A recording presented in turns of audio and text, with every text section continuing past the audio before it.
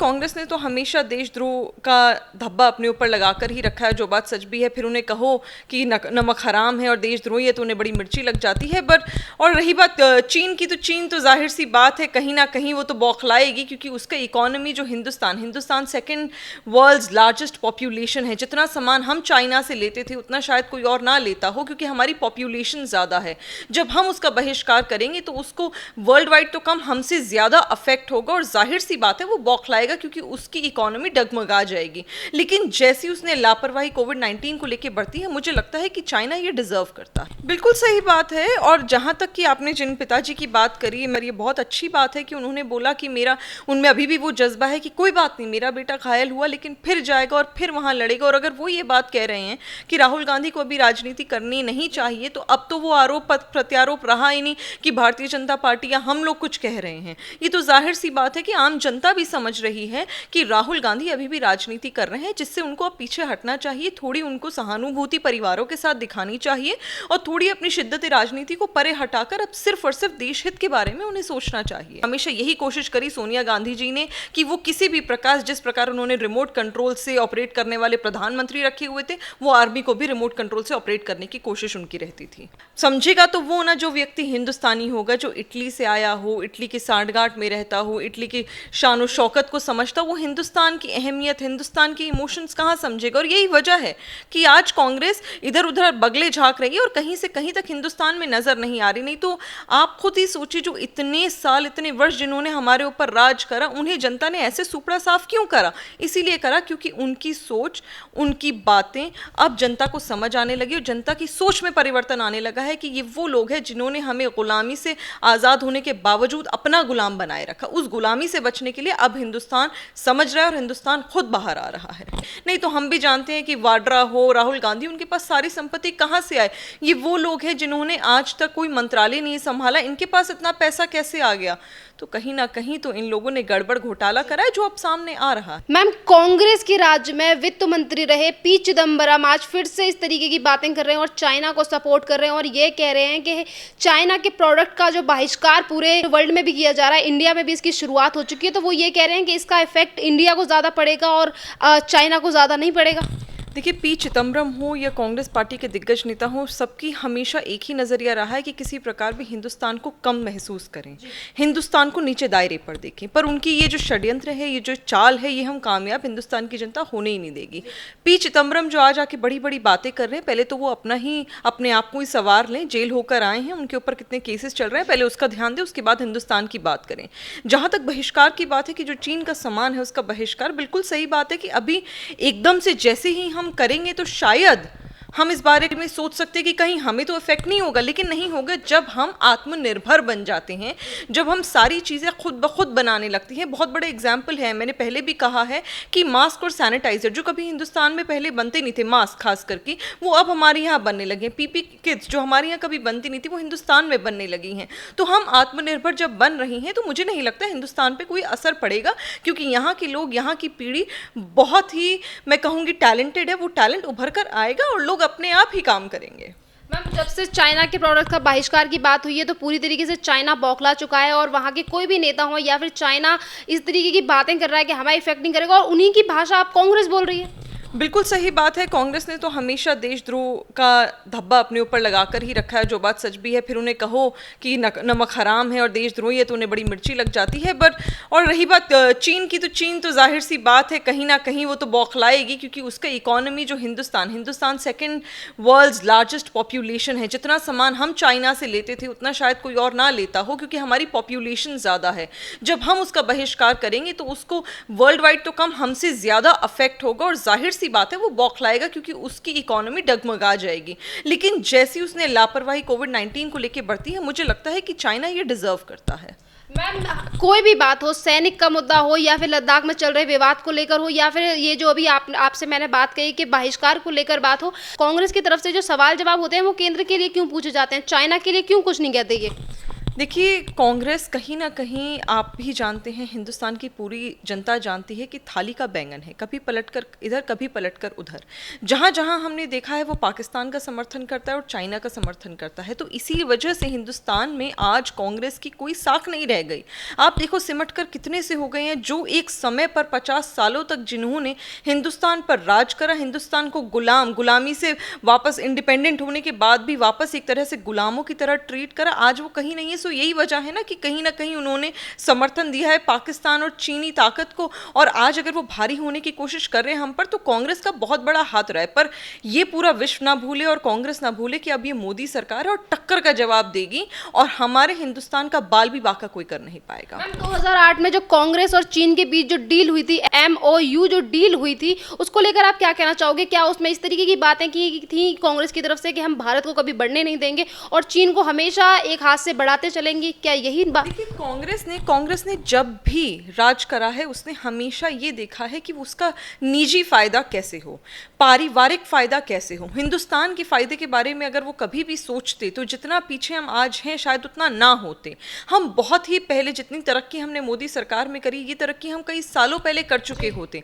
पर गलती रही हम लोगों की कि हम लोगों ने भरोसा करा कांग्रेस पर, हम लोग भी करते आए और हम कांग्रेस को मौका देते आए, पर कांग्रेस ने बड़े शाणे दिमाग से गेम खेला और अपने परिवार की संपत्ति भर ली।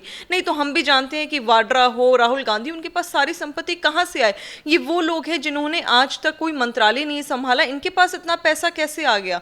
तो कहीं ना कहीं तो इन लोगों ने गड़बड़ घोटाला करा है जो अब सामने आ रहा है। राहुल गांधी सेना पर हुए विवाद को लेकर भी कहते हैं और ये कहते हैं कि जो हमारे 20 जवानों की शहादत हुई है उसको लेकर ये बोलते हैं कि अगर जमीन हमारी थी तो हमारे सैनिक ही कैसे मर गए, मतलब वही उन्हीं की शहादत कैसे हुई? क्या उन्हें ये नहीं दिखता कि हमारे सैनिक मारते मारते मरे हैं?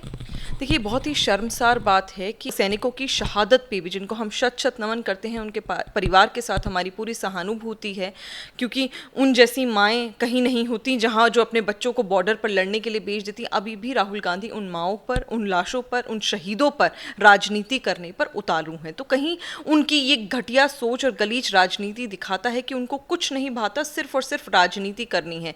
जहाँ तक बात है जो ज़मीन पर शहीद हुए, तो जाहिर सी बात है जब हमारा जो सैनिक है, हमारा जो देशभक्त है, जो वहाँ पर लड़ता है तो लड़ते लड़ते शहीद होता है, और इसलिए हमने उसको शहादत का नाम दिया। उनकी शहादत का इस तरह मजाक उड़ाना मुझे लगता है बहुत ही शर्मसार है, और राहुल गांधी को आगे आकर माफ़ी मांगनी चाहिए। जिस तरीके की बयानबाजी कांग्रेस राहुल गांधी की तरफ से होती रहती है, तो उसको लेकर हमारी सेना में ही जवान जो अभी घायल हो चुके हैं, जो अभी 20 जवानों की शहादत हुई, उसके साथ कई सारे ऐसे जवान थे जो घायल भी हुए, तो उन्हीं में से पिता हैं एक के, तो वो ये कहते हैं कि राहुल गांधी इस टाइम पे राजनीति ना करें, मेरा बेटा फिर से ठीक होगा और वो फिर से फौज में जाएं। तो यहाँ पर लोग सारे कांग्रेस की जो चाल है उसे एक एक करके समझते जा रहे हैं। बिल्कुल सही बात है। और जहाँ तक कि आपने जिन पिताजी की बात करी, मेरी ये बहुत अच्छी बात है कि उन्होंने बोला कि मेरा उनमें अभी भी वो जज्बा है कि कोई बात नहीं, मेरा बेटा घायल हुआ लेकिन फिर जाएगा और फिर वहाँ लड़ेगा। और अगर वो ये बात कह रहे हैं कि राहुल गांधी को अभी राजनीति करनी नहीं चाहिए, तो अब तो वो आरोप प्रत्यारोप रहा ही नहीं कि भारतीय जनता पार्टी या हम लोग कुछ कह रहे हैं। ये तो जाहिर सी बात है कि आम जनता भी समझ रही है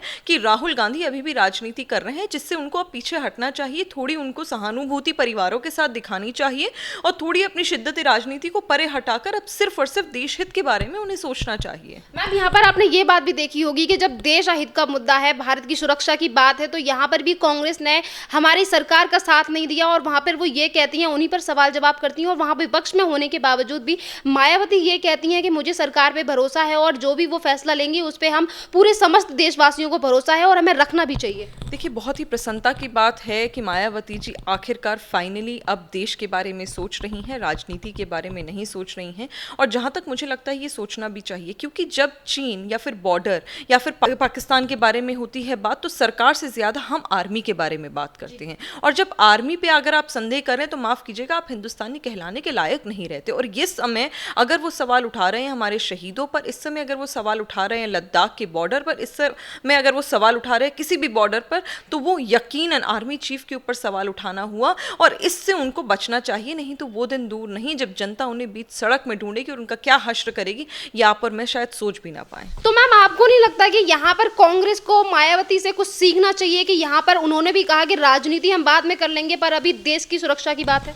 बड़े दुख की बात है ये कि एक मायावती जो एक राज्य सरकार में थी, वो भी बहुत समय के लिए नहीं रही, थोड़े समय के लिए रही, जिसको चोरों चक्के का नाम राहुल गांधी देते थे। और राहुल गांधी की पार्टी, जिन्होंने 50 वर्ष से अधिक राज करा है हमारे हिंदुस्तान पर, आज उन्हें उनसे सीखने की ज़रूरत है, जो सिर्फ और सिर्फ एक राज्य में सिमटी हुई थी और अब वो भी कहीं नहीं है। पर मैं दाद देती हूँ मायावती की, जो उन्होंने ये बात कही बहुत ही काबिल तारीफ़ है और ये बात हर किसी को आज की तारीख में समझनी चाहिए। बहरहाल समझेगा तो वो ना जो व्यक्ति हिंदुस्तानी होगा, जो इटली से आया हो, इटली की सांठगांठ में रहता हो, इटली की शान और शौकत को समझता, वो हिंदुस्तान की अहमियत, हिंदुस्तान के इमोशंस कहाँ समझेगा। और यही वजह है कि आज कांग्रेस इधर उधर बगले झांक रही है और कहीं से कहीं तक हिंदुस्तान में नजर नहीं आ रही। नहीं तो आप खुद ही सोचिए, जो इतने साल, इतने वर्ष जिन्होंने हमारे ऊपर राज करा, उन्हें जनता ने ऐसे सुपड़ा साफ क्यों करा? इसीलिए करा क्योंकि उनकी सोच, उनकी बातें अब जनता को समझ आने लगी और जनता की सोच में परिवर्तन आने लगा है कि ये वो लोग हैं जिन्होंने हमें गुलामी से आज़ाद होने के बावजूद अपना गुलाम बनाए रखा। उस गुलामी से बचने के लिए अब हिंदुस्तान समझ रहा है और हिंदुस्तान खुद बाहर आ रहा है। 20 जवानों की शहादत हो गई, उसके बावजूद भी देश को सपोर्ट करने की वजह है कांग्रेस की तरफ से। और ये कहा जाता है कि हमारे 10 जवान चीन की सेना ने पकड़ लिए हैं, गिरफ्तार या आपने अपनी तरफ रख लिया है और कैद कर लिया उन्हें, उसके बाद छोड़ दिया। और जब चीन इस बात की स्पष्टीकरण कर देता है कि हमारी कैद में कोई भी नहीं है, तो ये कितना बड़ा एक शर्मनाक हरकत जो की कांग्रेस की तरफ ये तो तमाचा है कांग्रेस पार्टी के मुंह पर। जो हिंदुस्तान तो क्या मारता, उससे पहले चाइना ने खुद मार दिया, क्योंकि उन्होंने ही बता दिया कि सच क्या है। वो हश्र था चाइना का कि जब ये बात हुई तो उसके 2-3 दिन तक सूत्रों से खबर आती रही, सूत्रों के हवाले से खबर आती रही। चाइना में इतनी हिम्मत नहीं हुई कि हमारे आगे आकर कुछ बयान तक दे पाए। वो अपना एक ऑफिशियल बयान तक जारी नहीं कर पाया, जबकि हिंदुस्तान की आर्मी ने ऑफिशियल बयान तुरंत के तुरंत जारी कर दिया था। तो ये दिखाता है कि इस समय चाइना कितनी ही बड़ी ताकत अपने आप को समझता हो, पर कहीं वो इतना ज्यादा टूट चुका है कि अब वो हिंदुस्तान के आगे घुटने टेकने को मजबूर हो गया। और ये सिर्फ और सिर्फ मोदी सरकार के तहत हुआ है, क्योंकि जो राजनीतिक सोच हमारे हिंदुस्तान को बढ़ाने के लिए मोदी सरकार में होनी चाहिए वही है। ये कांग्रेस पार्टी की तरह नहीं कि जनता को लूट लेंगे और काम कर लेंगे और वहां झूठ बोल देंगे। हम गिड़गिड़ाने वालों में से नहीं है, हम वो लोग हैं जो दुश्मनों को अपने सामने गिड़गिड़ाने पर मजबूर कर देते हैं। मैम एक और लास्ट सवाल, जिस तरीके से अभी हमारे 20 जवानों की शहादत हुई थी, तो उसमें कांग्रेस की तरफ से ये कहा गया था कि हमारे 20 जवान मर गए, शहादत हो गई उनकी, उनका बलिदान दे दिया उन्होंने और हमारी ये सरकार सोती रही। देखिए, अगर उन्होंने ये कहा कि सोती रही सरकार, तो ये तो कहीं उनको ही अपने गिरबान में झांकने की ज़रूरत है, क्योंकि जैसे कि मैंने कहा कि चाइना अपना बयान तक जारी नहीं कर पाया, तो ये दिखाता है कि चाइना कितना डरा हुआ था, कितने डरपोक की तरह चूहे के बिल में घुसा हुआ था। जहाँ तक हमारे जवानों की शहादत की बात है, तो ये सभी जानते हैं और चाइना ने खुद बोला है कि हमसे ज़्यादा जवान उनके शहीद हुए हैं, उनके यहाँ के लोगों को हमने मारा है और घायल करा है। तो ये क्या दर्शाता है? ये दर्शाता है कि जो हमारी इस समय आर्मी है वो ताकतवर है। ऐसा नहीं है ताकतवर पहले भी नहीं थी, पर उस समय कांग्रेस पार्टी ने, कांग्रेस की सरकार ने इच्छा शक्ति नहीं जताई थी। आज मोदी सरकार ने वो इच्छा शक्ति जताई है और यही वजह है कि आज हमारी आर्मी मजबूत और ज्यादा हो रही है। उस समय मजबूत होते हुए भी मजबूत कभी भी कांग्रेस पार्टी ने ना होने दिया और हमेशा यही कोशिश करी सोनिया गांधी जी ने कि वो किसी भी प्रकार, जिस प्रकार उन्होंने रिमोट कंट्रोल से ऑपरेट करने वाले प्रधानमंत्री रखे हुए थे, वो आर्मी को भी रिमोट कंट्रोल से ऑपरेट करने की कोशिश उनकी रहती थी।